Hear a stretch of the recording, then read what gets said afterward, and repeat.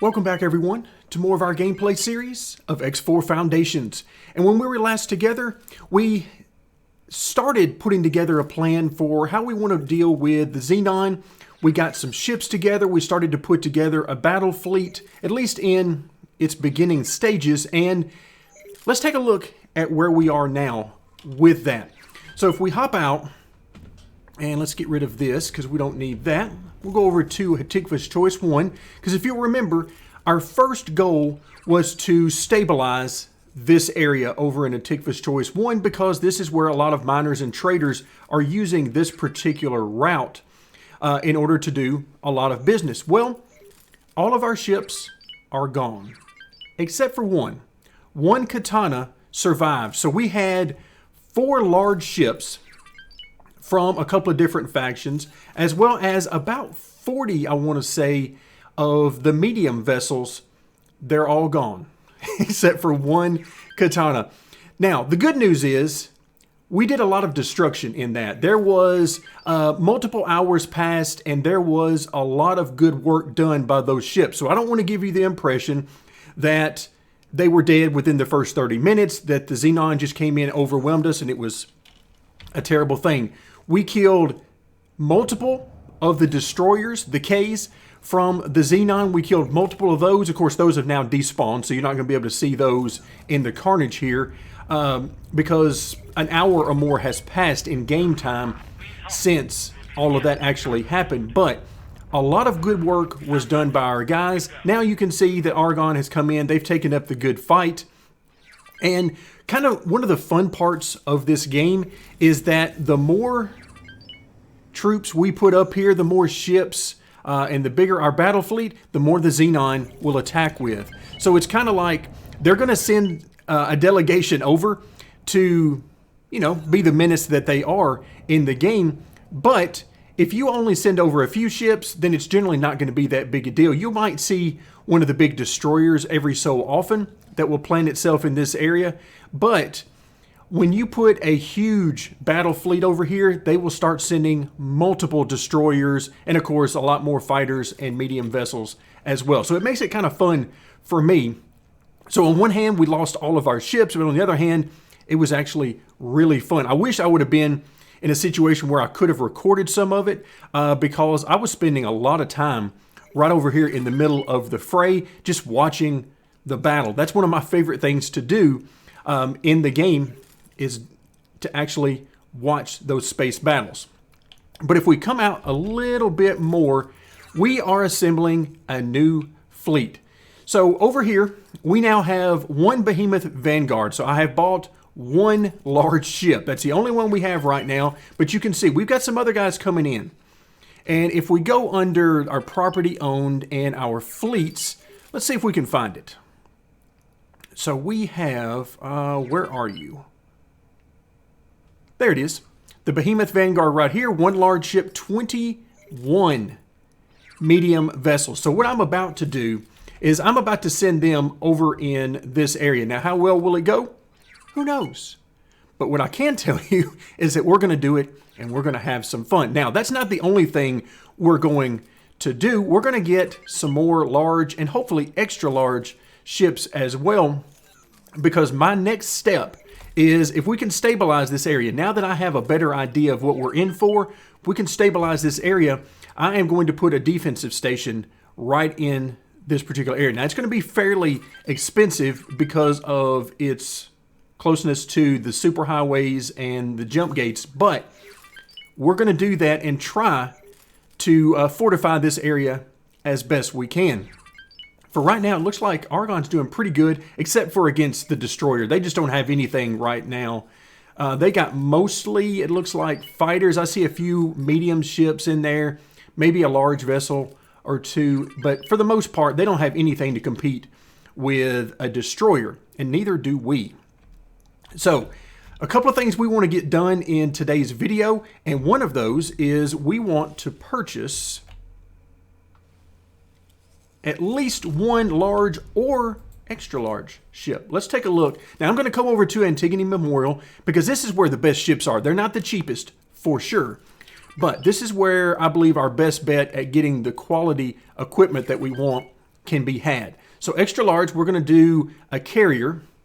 Now, I wish we had a destroyer that we could build, but right now there just isn't one available for us. So the Colossus carrier has no direct weapons. So if you look on the front of this thing, you would say, wow, there's room for like 3 perfect slots for extra large weapons, if not more, just in those areas. But you have no direct weapons. All of your attacking has to be done through the turrets.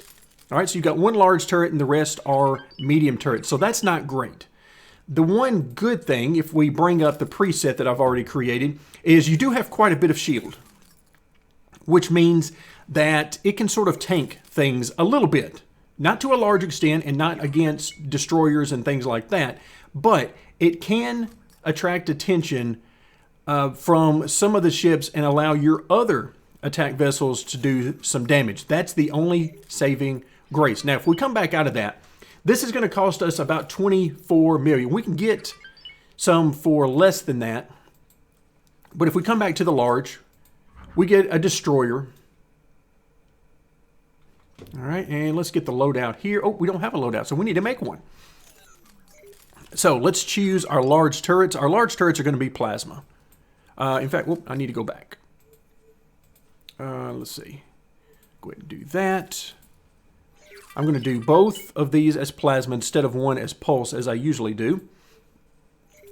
And then our medium, you can see we do have 2 large weapons here on the front, but we only have 4 medium-sized weapons, and you can see the hull is going to be about half or less than what we can do with the extra large ship. So definitely trade-offs to be had. So right now what I want to do is, where is what I'm looking for? I don't see it on here. Why don't I see it on here? Okay, so I guess we're just going to go a different route.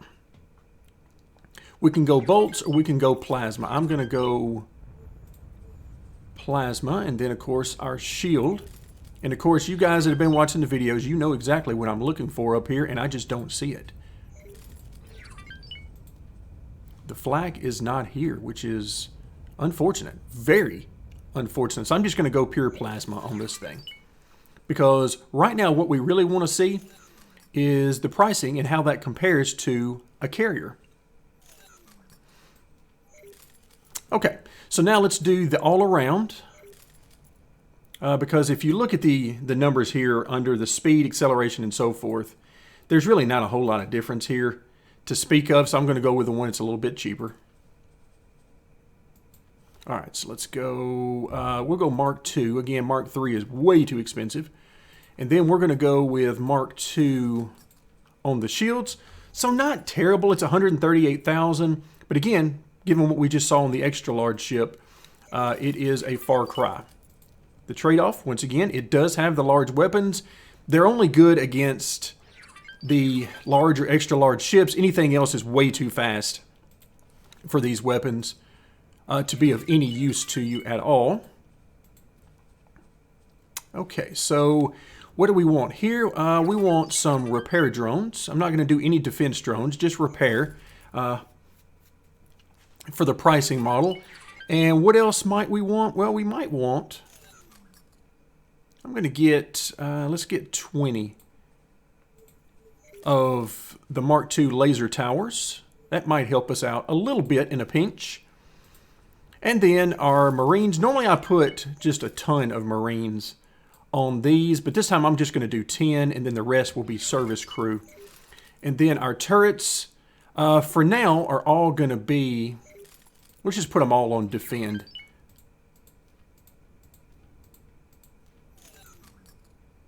Okay, so what is our pricing? Well, we're at 17.7 million. Let's go ahead and save this as Behemoth for now, just to give it a name. But we're at 17.7, and I feel like if we're going to pay that kind of money, we might as well just go and get the extra large. So remember those stats, 111,000 on the hull, 138 there. Now, if we come back over and say, well, maybe we don't want to pay quite that much money. What if we just came over here, and by the way, take a look at all of these guys coming in. I see, yeah, I see large, I see medium. I see fighters. I see all of it right there. Oops, wrong one. Once again, I've clicked on the wharf when I meant the shipyard. But if we come in here and we go extra large, give me the carrier, and let's do that. 16.8 million, and you can see the numbers here. I mean, that's, to me, that's a no contest. So, again, the downside is no weapons, no direct weapons. Everything is done on the basis of turrets. And you've got several turrets, but still, it is a far cry from where we would actually prefer to be. So that's what I'm going to be looking to do here in the near future to help out. Now, we just need to figure out which one of these we want to go with, because this one, as we come back out, and then we'll move on to one other thing I want to talk about other than the Xenon and what we're going to do in the future. So 216 and 388, and we're going to pay right at 17 million. 216 and 388. Then we come over and compare that to Antigone, and we're going to get 259 and 388, plus some differences here on the equipment, and you're at 23 and a half, 24 million. So you definitely get some extra hull, but we're going to save some money here. We're going to save some money. Now, we might come back in and get some ships there later, but for right now, let's save ourselves a little bit of change and go ahead and grab one from here. So there's your 16.8. And real quick, we're going to make sure, going through here, that everything is where we want it. It should be. But we're just going to make sure the large is the plasma. And of course, we got our shields on there. And then we get the medium. Okay, now let's look and see where these are. Okay, there we go. So we're looking right here on this particular arm, and I'm going to put flak here. That's what I was looking for a while ago, because I got to have my flak to ward off all of those fighters that might be swarming around. Okay, where are these? Okay, those are on the other wing. So once again, flak it is. Okay, and then everything else, I think I'm going to go plasma. And let's just do plasma on all of those. Pulse is fine, but I'm going to go plasma on everything. Make sure that we're getting what we need. You can see I had flak on everything on this. Apparently, I was done with these fighters at this particular point. All right, plasma there. Plasma. The plasma should be really good for the really big and slow ships. Anything smaller, it's not going to work. But it should be good. And then we've got the flak to take care of the fighters. The medium ships, well, we'll just have to hope that we got some other medium ships of our own flying around to take care of that. All right, so let's do some laser towers. Let's do 20 of those. I know that's going to obviously increase the cost some, but that's okay. All right, this is how I normally do my Marines, but right now we're not worried about taking over any ships. So I'm going to back this off to about 30, and we're going to do 93 service crew. Okay, so everything, let's see. Let's have this one attack capital ships. The two flak will attack fighters, which, by the way, those are, and I've pushed the wrong one apparently. Those are a joy to listen to and to watch when they are attacking fighters. I absolutely love it. All right, let's just go ahead and put everything on attack capital ships. Why not? Sometimes I wonder how good it does to change these anyway. All right, so everything attacks capital ships except for the two that attack fighters. Let's go ahead and do... Let's do defend on the main large one, just in case. But I think we're going to be fine. So 15.7. Let's go ahead and get... just one of these should be fine, but no more than it's costing. I'm going to go ahead and get 2. All right, let's go ahead and do that. Because again, this is not going to be the end for us. This is just the beginning. And especially now that I understand a little bit more about what's going on with the Xenon and how they're attacking and what they're sending and all of that. All right, so now let's hop out of our ship because we are here, and if we back out and come back down to Terran space, we're here in Saturn, and we're here to see the representative of the Terran Protectorate. So let's actually hop in, and let's give them a visit, because long term, if we can build our own ships, particularly the Terran ships, as we've talked about, where everything is made out of just 3 materials, if we can do that, that's great, but I have to see if I believe long term it's going to be worth it for us to pay what we're going to need to pay. So let's look at some blueprints. All right, build module. If we want to build large ships, that's 300 million, and extra large, basically the same thing. So it's going to take, and I would probably just do the extra large, if anything, and give us that 307, although either one would work. I mean, let's be real. Okay, so now we know that we're going to need about 300 million there, and I would choose either the large or the extra large. I don't really see any point right now in trying to get both. So then let's look at, let's see, what else do I want to look at? Let's just look at the ships. Extra large. Now the Asgard, we cannot build those, or we cannot purchase them, rather, from the Terran, but we can purchase the blueprint. So that would be 261,000. So that's even more money that we would have to shell out. So my point is, do we really need these, or can we just simply buy these as we need them, except for the Asgard, of course? So I don't know. That's something to think about, but I did want to share that with you guys before we get too far along. All right, so ship construction is going along. And of course, these take quite a while to build and a lot of resources. I didn't remember to look and see what was actually going on here as far as, were we going to have enough material for both of them, or are we going to have to wait? I wasn't even looking. We were doing other things and talking about other things. So now what we need to do is we need to come back to the Terran wharf, because if we head back up, again, I've lost track of where I'm at. So if we come back over here, I believe we've now got everybody. I see a whole bunch of medium ships here, a lot of katanas floating around. So it looks like everybody is here. And we've already seen, we've got 21 medium vessels and 1 large here. So before I send them over here, because we're going to have a carrier coming, I also want to have some fighters. And so let's see. Let me zoom back out and get back over here to the Terran wharf, because I prefer to do this on the map, even though you don't have to. So let's look at some small vessels. Now remember, it's got to be a Terran vessel. So let's look at the Gladius. All right, 4,400, which is actually pretty good. My favorite in general to build is where? Do I not have it on here? No, the Pulsar is definitely not it. Not the Perseus. Okay, maybe I don't have it in here. The Ares is also a very good one, but you can see that is definitely not Terran. All right, you're looking at Terran design there. But the Gladius and the Kukri are pretty good. I like the look of this one. This one looks, I mean, that looks just awesome. Now, for those of you who are looking for balance, that's not going to give it to you, because you got 2 weapons over here, 1 over here. You've got an extension, not on the other side. Yeah, that's going to be a bit odd. This one make you feel a little bit better, because at least it's got more balance to it.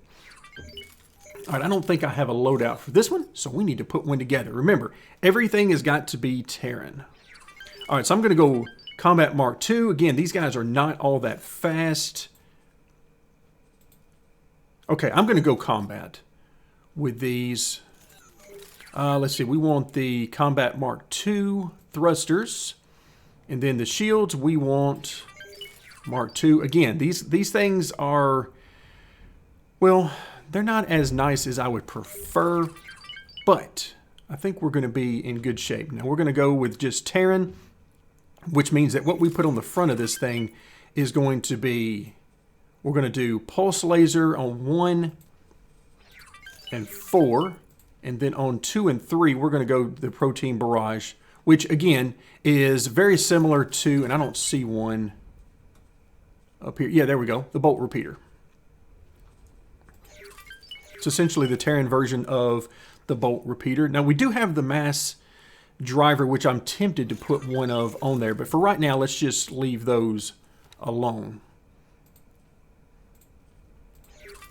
Okay, so let's finish up our outfit. I'm not going to put anything on this one as far as any turrets or anything like that, or excuse me, any disposable turrets. So let's just go ahead and do both service crew on this.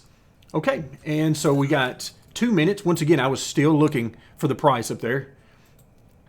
And let's go ahead and make, what do we want to do? Let's do 40 fighters. And again, you see, it didn't pop up that we're missing anything, so we should be able to make 40 of these in pretty quick work.